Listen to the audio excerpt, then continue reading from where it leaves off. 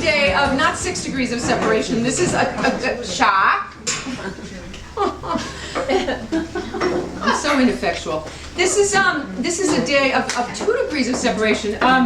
My father was married to Tracy Pollan's aunt, her father's sister, during the days of Family Ties, and so you were working with my step cousin. There you go.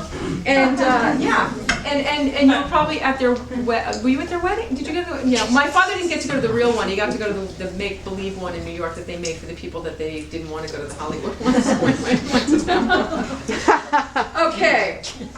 Did you guys know that when Meredith Baxter played Michael J. Fox's mom, she was only 14 years older than him? Mm-hmm. Yeah. But he was diminutive, so he could get away with it. But it called the fine. Okay. You know, I ask readers to send me their bio before we do this thing, so that I have something to work with for their intros. And Meredith's bio was like this long. This is like the most humble. I say how easy this one was, how easy Valerie was. Meredith was, without a doubt, bar none, the easiest person I have ever booked. It was like one email. Yes, I'll do it, and done. And sends me a bio, it's this long. I had to add stuff to her bio. I like never do that. Okay. Meredith has been an actor for 43 years. Impossible. Look at her. Look at that face. She has 5 children. Oh my God. Okay, she achieved early success in the comedy Bridget Loves Bernie. You know, that was shocking when I was doing the research. That was only on for 1 year. That has left such an indelible impression in my mind that I can't believe it was only around for 1 year, which now they would call 2 seasons. But anyway, she was on the ABC hit drama Family Ties. Oh my God. And of course, Family Ties, hello.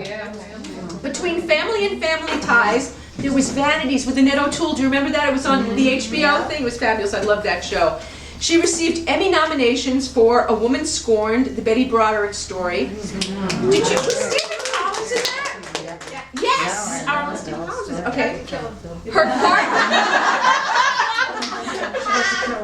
I like that. Her part in the series Family, she was nominated for twice. I had to find that out because she didn't tell me. And for her role as the lesbian mother in Other Mothers. Also on Wiki, it says you won the Daytime Emmy for that one, which it said. Well, they lie. That's like the trade, that Wiki is like, all right, forget Wikipedia. All right. Meredith has starred in over 50 movies for television, including Kate's Secret, about a seemingly normal housewife and mother who suffered from bulimia. She co-executive produced a few of them as well, including My Breast Betrayed, the story of 3 women, Darkness Before Dawn, after which she received a special award for public awareness from the National Breast Cancer Coalition.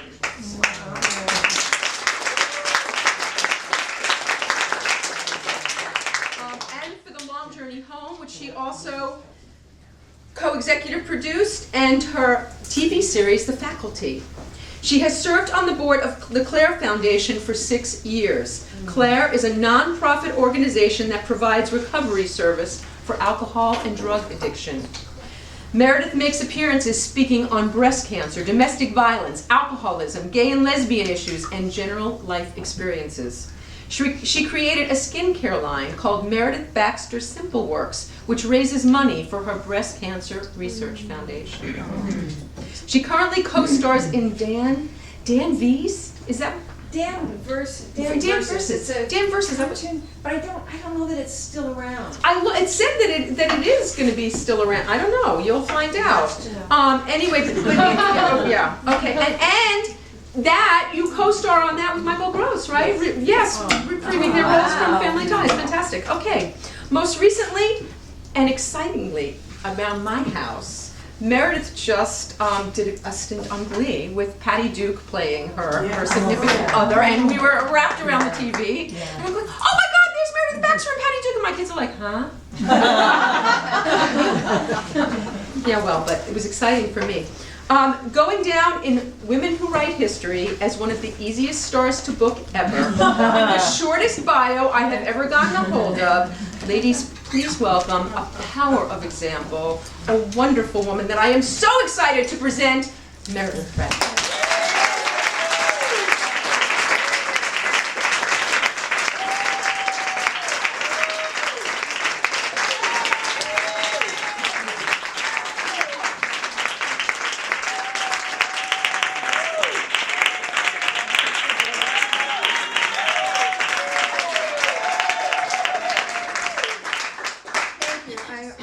I'm left with the distinct impression I should have played harder to get.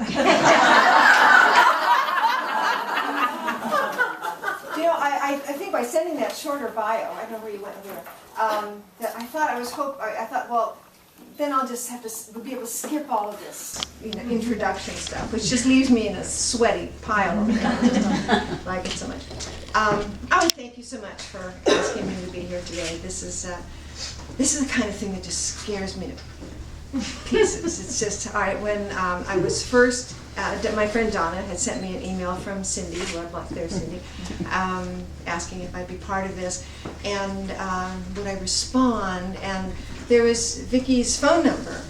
Well, I was looking for the email. How can we do this without actually talking? And because there was no email, my thought was, no, can't look at it. Yeah. I thought that's such old thinking for me. It's like, just because I'm a scaredy cat. I'm afraid of people. I always have been, and I realized, I forgot. I'm supposed to be doing things differently now. And so a different thing for me was picking up the phone and going, yes. So here I am.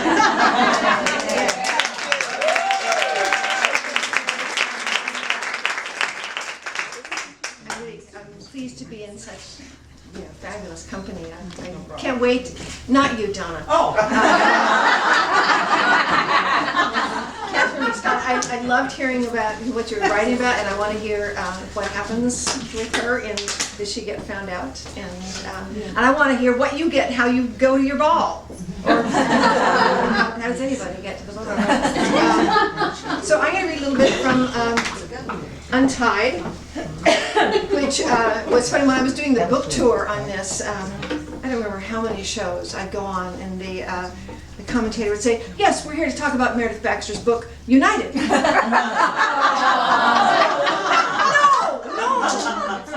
It's Untied. Isn't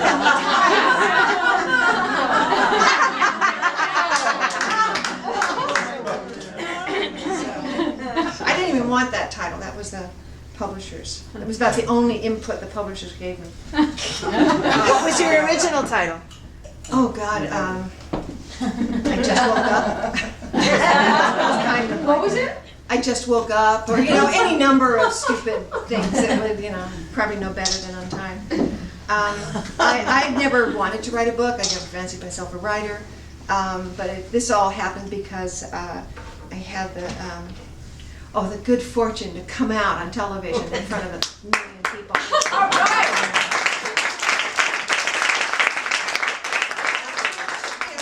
If you're gonna do it, you might as well do it. I walked. I thought I was going to wet myself, but I walked out of the building after that, with my partner Nancy, and I walked out into this cool drizzle. It was in December in New York, and my first thought was, I don't ever have to do that again. And it was a real unburdening for me. And so then I wound up with a book deal, and they wanted me to work with a writer, a ghost writer, which made sense because I'd never written anything before. And so I'd interviewed a few, and the one I wound up with was a very nice woman and probably a very good writer, but I never knew how's she going to get my voice? Yeah. Mm-hmm. Because I'm a bit of a control. And she, we had done a lot of interviewing, and she took a lot of notes, and she read a lot of the speeches that I've been writing over the years, and I did not like what she was writing. She'd write up some pages, and she'd give them to me, and I'd go, okay, that's fine. And I'd be rewriting her stuff. and finally we parted ways. She'd helped me tremendously, and it was great that I'd had her to begin with, but then I began to feel that I had to make all these deadlines that I didn't really know how to do, and the publishers did not help. You know, the notes I'd get back were, wow, that's quite a story. And in looking back over this, you know, this was done, I've already forgotten what year this, I think it was 2009 I did this, and the comments, I was looking at this and I thought, someone should have said, cut that, Meredith, that's boring. Or there's a better way to say this. Or connect these two ideas. You never followed through. You know, someone should have been overseeing this and they didn't. But given that no one did, I don't think it's too bad.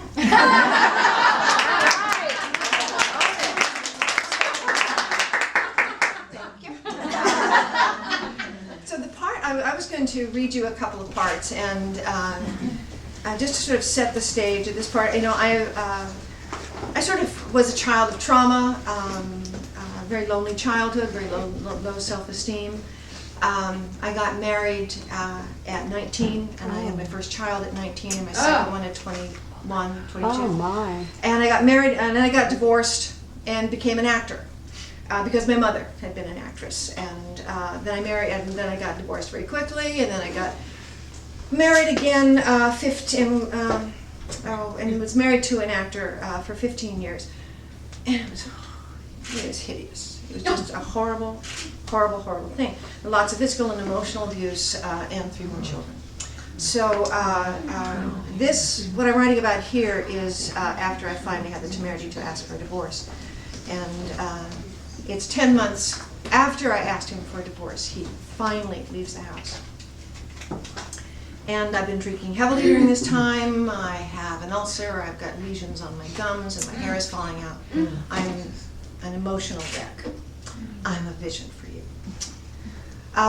The day of his departure finally arrived, and I watched him load up his suitcases and walk out the front door. As his car drove away, I burst into surprised tears of loss and failure. I'd wanted so much more, and I didn't know how to get it. Once again, I'd sent my children's father away. I felt like such a loser, that this was the best I could do after 15 years of marriage. I was totally unprepared for this reaction. I'd expected to feel joy and jubilation. Free at last, and dancing in the streets. I must have cried for an hour. But then I called a storage facility and asked them to come pick up his portion of the furniture, his clothes, everything in the next day. I wanted every reminder of him removed. I was not going to live in a state suspended between marriage and divorce with his furniture and all his clothes until he retrieved them 2 months later. Recovery from my marriage was going to take me a very long time, and I felt I needed to rest every day for myself that I could. And finally, doing something in a way that suited me instead of him felt mighty fine. I went upstairs into the closet that we shared. Much of it was filled with his custom-made shirts and meticulously tailored clothes. He ran regularly and was a pretty fit, handsome man who dressed in a manner that he felt flattered his lean physique. But when I looked at his clothes, this is what I was remembering. Times we'd be traveling in a hotel, and the lining of his suit jacket might have come untacked, and he'd fling it at me to fix on the spot. Times when he disparaged me for wearing long skirts and boots because of some message that he thought I was sending. I was feeling the weight of his arrogance and vanity. I got really angry. I got a ladder and I lugged it up to the closet. And I perched on the uppermost step, even with the top tier of his jackets and shirts. And I moved aside some of his old corduroy numbers. And I found one of his newer, nicer jackets. And I opened it up, exposing the silky lining. And I took my seam ripper and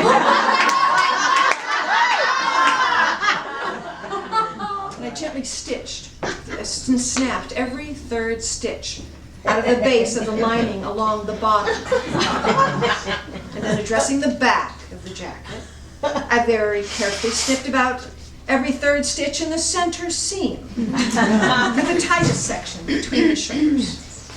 I repeated this with a few other blazers, and then I turned my attention to his pants. Loosening back scenes where they took the most stress. My fantasy was for gaping holes to occur not immediately, but once the clothing had been on for a while. In public. Miles away from the house. And that this would happen repeatedly and unaccountably, striking him in his narcissistic self-regard. My warped satisfaction from this sophomoric act came from years of strangled silence and impotence. It makes me sad that this was the only recourse I felt I had. In the end, our divorce dragged on for more than 8 long years. Wow. There were scrutinized in-home visits from child custody evaluators, sessions with court-appointed lawyers and therapists, rafts of scathing accusatory letters fired off between our attorneys. We both used the children as pawns, and whoever had possession of them for the moment won for that moment. At the time, I was desperately upset when the court determined that we should share custody. Today, I felt it was ultimately for the best, but the whole process was awful, punitive, and rife with suffering for all the parties. I have some misgiving about revealing so much about my life here, but so many women have been in situations similar to mine. I'm hoping that by seeing how I, too, participated in the abusive dynamic, that others will recognize the pattern, realize they are not victims, do have some power, and find their way out.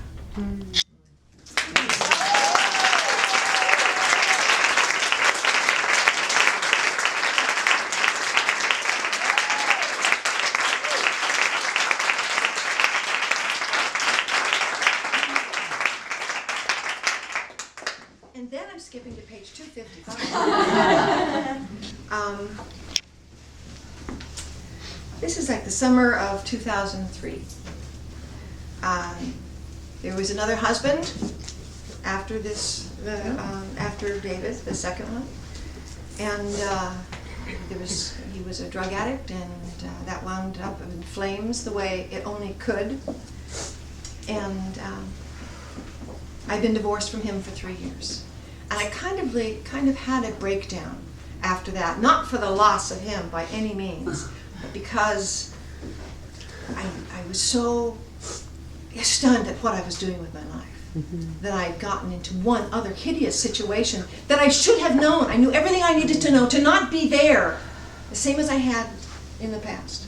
But there I was again. So my youngest kids have gone off to college, and I'm basically living alone. My oldest daughter had sort of moved back with her daughter, but they weren't around that much. And I've rented the guest house in back and over the garage to a young soccer coach, woman named Paula, a young gay woman. And this is where this is going to start up. And just will tell you that it was my therapist, Sarah, who introduced me to ballroom dancing. That sounds like a remote comment here, but you'll figure it out. I was half-heartedly seeing a guy for a while. And on occasional Thursday nights, we would go to the Santa Monica Pier and listen to music. Paula joined us once or twice, dancing with another friend, Keith. I never danced to rock music, so my date and I sat on the side and I just watched Paula dance. And I think it started then. I couldn't take my eyes off her. And after that, whenever I was home, I always watched for her. I wanted to know where she was. If she was out by the swimming pool, I'd go out there, or I'd kind of just check on her from inside the house. She was blonde, tan, very fit, and so attractive. And I loved that she was a reader. We'd swap books, and we'd talk about our favorite authors. I felt giddy and silly and was thrilled to have someone so responsive living so close.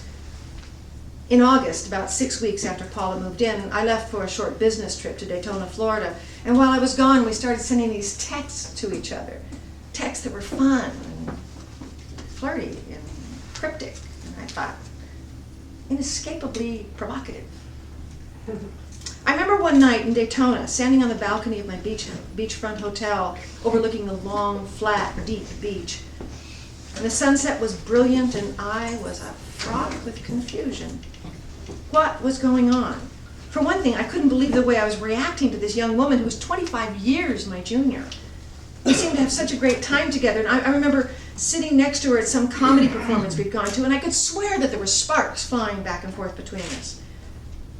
And it wasn't until I was in Florida and the texting began that I could no longer deny that something was going on.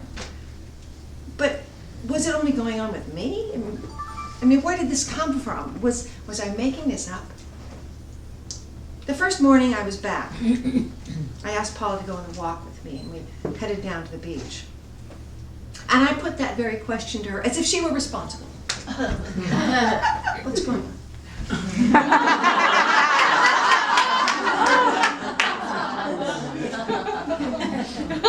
And she kissed me. And the highway was behind me, and the lapping waves were in front of me, and the whizzing cars blended with the gulls overhead as she kissed me. And I held my breath to prolong the suspended moment. Oh, I can't do this, I said as I pulled away. This is not going to happen. I was in shock that she kissed me and that I liked it. I wish that I'd had the guts to do it first. But I don't even remember walking back up from the beach, going home, anything. I felt that as if I were wearing a beekeeper's bonnet and the bees were inside, buzzing around my head. I couldn't think, I couldn't focus, yet I was not confused. Despite my denial, I wanted to be with her. And I made love with Paula for the first time late on a Saturday afternoon in her apartment over my garage. I remember this because afterwards I went to a dance upstairs at the Hollywood Club, where my ballroom dance club group occasionally met. My therapist, Sarah, was a dancer. Was a dancer there. And there were several cafe tables arranged where you could linger upon arrival, change into your dance shoes, get yourself a beverage, and survey the room. Now here, for some reason, I felt the therapist rules were different. And once in a while, I might sit at her table with her and her friend, who's also named Meredith. And this night, this earth-shaking Saturday night, I ran up the stairs to the studio, breathless and flushed, and my heart was pounding and on fire. I felt delirious and out of my mind with excitement and a secret I was dying to tell, but I knew I could not. I could barely croak out hellos as I threw myself, wild-eyed and red-cheeked, into a chair at Sarah's table. I was sure that anyone looking at me could tell, why, she has just slept with a woman and been turned inside out. I think Sarah just took me in with her eyebrows raised. I must have muttered something about, just met someone. I danced better that night than most. A nice man I knew named Tom asked me to waltz with him, and I felt a strength, a confidence, and abandon I rarely did on the dance floor. I was dancing with a secret. I was giddy with discovery. He spun me out, and I twirled as a jubilantly just-born woman. He dipped me low, and I leaned back gracefully as the lover of a woman. I felt more fully, comprehensively alive than ever before in my life. Now, I want to be clear. This was not a revelatory experience because I'd had great sex. The sex was fine. And I'd had great sex before without this feeling. But something had shifted in me. There was a quickening that I understood. That it was with a woman I would find myself. Now, of course, at the same time, I had the prickly problem of being a quasi-public figure. Now, I liked my life private. And the truth is, I couldn't have planned for this to unfold it in a setting more conducive to secrecy, totally private and insular. It probably happened the only way that it could have. No one had to know. I was very concerned about our relationship becoming known in my business, although I was hardly someone the paparazzi tracked. I did think the general public would have a very difficult time embracing me as a lesbian when I'd been sort of a favorite mom figure for so many years. It would just be so confusing. I was confused. Why would the public be confused? I wasn't unhappy with my self-discovery, but I wasn't sure what it meant. Was I gay, or was I just Paula gay? I mean, I couldn't tell. And the truth was, it didn't matter. I was right where I wanted to be. That's it.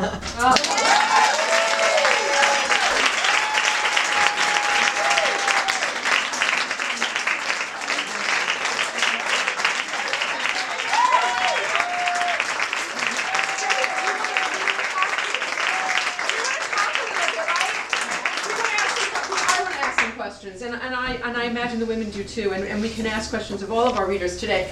Okay, so at this stage of your life, I mean, this is brave stuff. And why did you come out on TV? What brought you to that?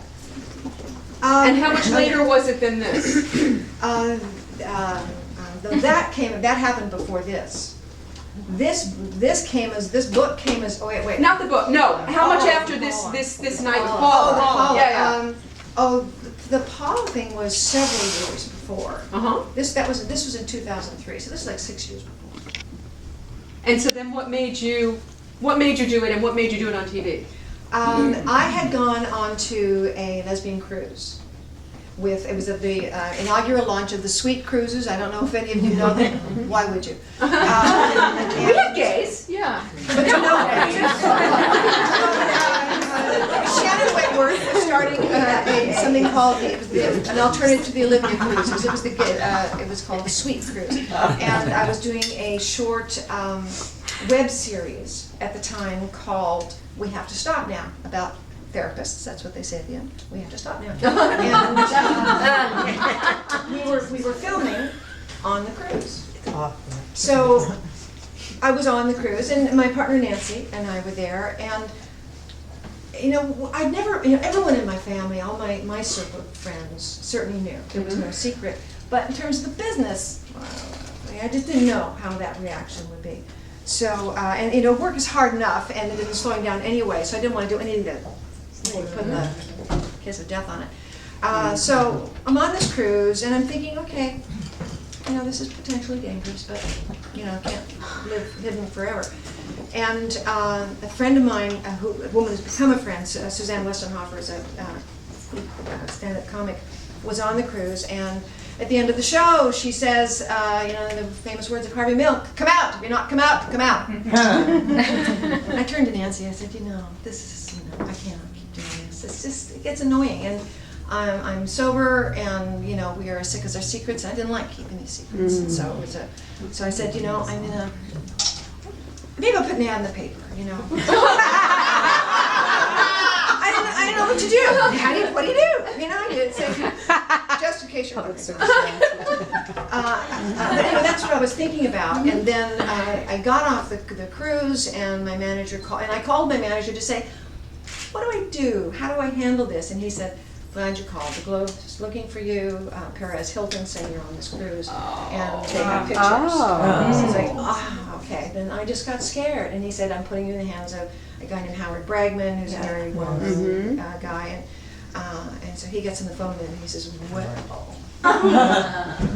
don't you have secrets?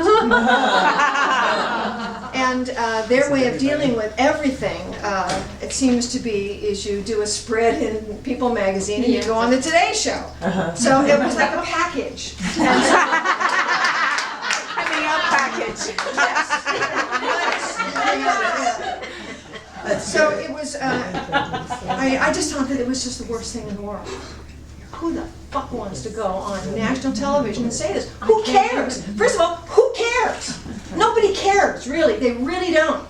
And so you sort of put up there as kind of a spectacle. But Suzanne Westenhofer was saying, you have no idea how important this is. For yourself. And all I could think of was, this is the most humiliating thing I've ever done. I'd rather, this is like setting myself on fire on television. And that's exactly what it felt like. Wow. However, As soon as it was as soon as it was over, it was fine, and it turned out to be, for me personally, the best thing that could have happened. Then I had to do this stupid book. All right, so you come out on TV. How has it impacted? Have you played a mom since? Yes. Yay! On Hallmark.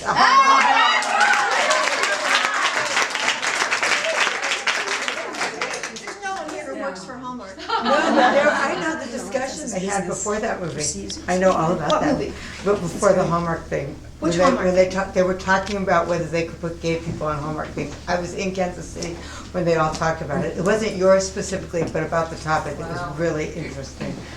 Well, but could gays be mothers? Is that what it? Yeah. No, whether they could put gay people on, because they have all these Christian people there, and the new guy who took over for the family is just so. whether they had a whole committee, there were like 18 people there, about whether they could have gay people in their TV movies. I was dying to know more about that. It was crazy. Well, because I did one, because they're not known for their quality. Well, Barbara, who left there, she's wonderful. Okay, I have another question. Okay, where did this sobriety come into this whole to your history? Because did that help you leave that abusive marriage, or were you still what? I wasn't sober. I didn't know I had a problem. But I had to drink in that marriage. It was the only way. You know, if you're an alcoholic, you know, it works for you. It actually, that's why you do it, because it actually works. And I couldn't have gotten through that marriage with any sanity if I hadn't been drinking. But it was right afterwards. I just finished a movie up in Canada, and the producer asked me to have lunch with her. And it was like, somehow I thought, and she told me at lunch, she said, you know, we think you have a problem with alcohol. How can you say that? Why would that? And she said, because we're trying to cut this picture together, and your eyes aren't focused, and we can't understand it. Wow. So I had every defense in the world. Because I certainly didn't believe I was an alcoholic. Right. I know they believed I was an alcoholic, but it was basically to get them off my back that I decided I called someone who I had worked with many times. I never knew she was sober, and she took me to meetings, and I was horrified. And I write a lot about that in here. It was just a study in shame and humiliation. For me, my first 11 years, because I just couldn't. It took me a long time to understand. Oh! It's not the drinking. It's Yeah. the thinking. And I was wedded to a way of thinking that today it's very, very difficult for me. I get caught all the time in my story. That little sad story that I tell myself about who I am and what I deserve and how the world saw me and how, that beaten down story. And whenever that takes precedence, that was taking precedence when I had said, oh, I can't call, I can't do this. You know, and I didn't know you didn't have my email, and I thought you were the bravest woman on the planet for calling me. I answered my phone. It was, hi, Vicki, this is Meredith Baxter. What? And I'm just trying to be cool. I had no idea you were going to call me. I didn't know you didn't have my email. So I thought you were the bravest human on the planet. That's right.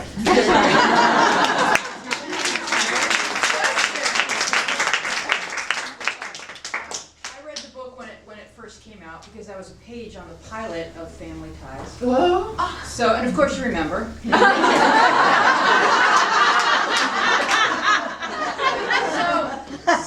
what I didn't know was that your mom was a celebrity and you got no attention as a child. In fact, you got the wrong kind of attention from your stepfather.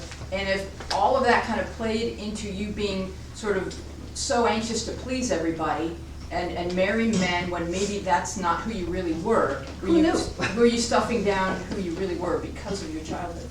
Well, do you know, God, the fact that you remember all that, it's amazing. I barely remember it, it's my story. Well, you were a drunk, so. I was only on my way to being one. But the truth is that I was not trying to stamp down any feelings of who I was attracted to. What I've come to understand is when you spend your life just trying to keep your head above water, and you just, you'll hold on to anything to keep you afloat. And it wasn't like I was going, gee, I'd really rather have a different kind of wood to hang on to instead of this piece, It's just like, okay, you'll do. You'll keep me, okay. And who asks? And I wasn't it wasn't part of my, I didn't know I could ask for myself. I didn't know that I could choose something. I didn't, something I have in here that's always cracked me up is that when I finally got out of the marriage with David, then I started going to therapy. And my therapist said, well, what kind of man what do you look for in a man? And I went,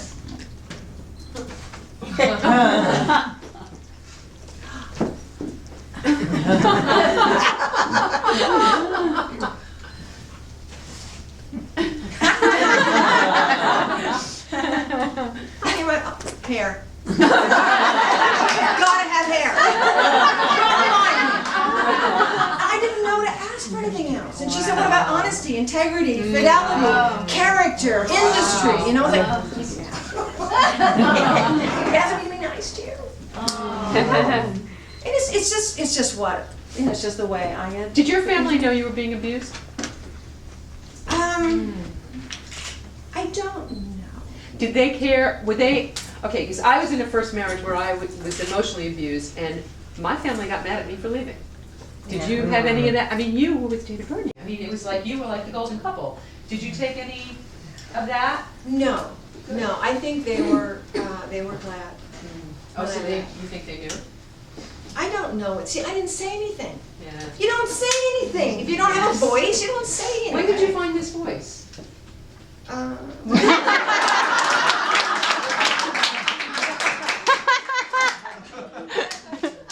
Yes. After you went on the Today Show and wrote the book, can you talk a little bit about the responses that you've gotten, and are you glad that you've done all this? Oh, I'm absolutely thrilled that I've done it. I can't believe I did it, frankly. What I felt it was so important to just say everything that was true. And I didn't want it to be just a tell-all book, you know, that's not interesting. But I thought it was be a tell-enough. And I wanted this to be about healing and regaining a voice. And I felt to a degree, I achieved that.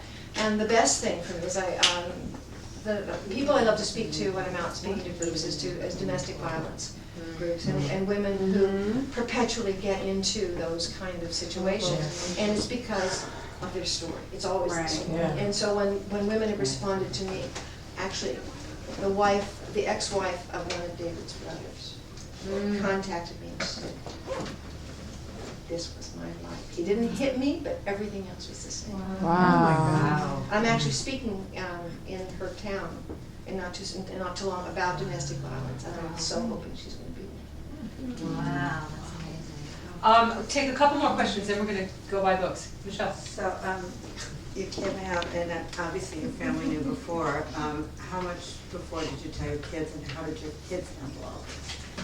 Do you know? Or did they know already? Well, my oldest boy, Ted, who is the smart ass, I said, oh, I knew. I didn't know. My oldest girl was living in the house at that time, and so I had to tell her because I figured she was going to she'd see me coming and going and all that. My youngest boy just said, Mom, I want you to be happy, and my other two girls just said, oh, yeah. The best was when I told my stepdad. My mother had died by this time, and the truth is, none of this would have happened if my mother had still been alive. I could not have any kind of consciousness if she was alive. Not that she was trying to keep me down. You know, she was out there doing the best she could with very poor tools in her own childhood. Right. So, but that was just the way it had to be. So I got very close to my stepdad when she died. And when I told him, I thought, oh God, Alan, what do I say? What do I say? What do I say? And so I met him up for tea, and I said, so Alan, I'm dating women. And he said, whoa. So am I.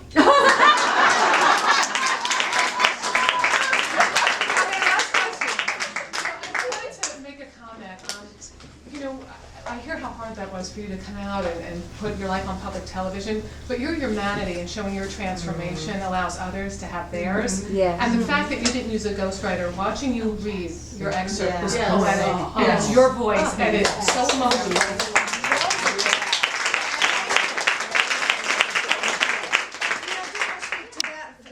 I brought 3 books on tape that I read my book. And just because people have told me that when they have heard it rather than reading it, that there's a much more immediate connection. So I didn't know if anyone was interested in this. So I have a book. Beautiful, thank you. A movie that was not mentioned, which you were incredible in, was After Jimmy, about teenage suicide. Oh, thank you. And I got to be in that movie and watch you work. I was part of the group whose children had committed suicide at the end, and you come in crying. It's near the end of the movie, right. and it was so incredibly heavy and so educational at the same time, because after the movie they gave places where you could contact and join groups, and I got to watch you work, and it was phenomenal. It was very depressing for me being in this group, and I ended up dancing in the middle of it, in between takes, and the director said, "Lynn, what are you doing?" And I said, "I'm tired of being depressed that my daughter committed suicide." But anyway, the joy of seeing you work was phenomenal to me, because you have to do the scene where you ran and crying over and over again. And I was, my concentration's not so great, and I was trying to wave at you.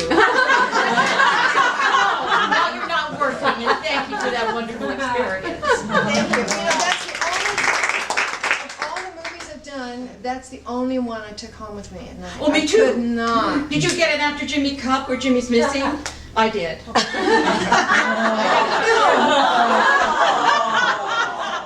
Well, I'll give you mine if you want.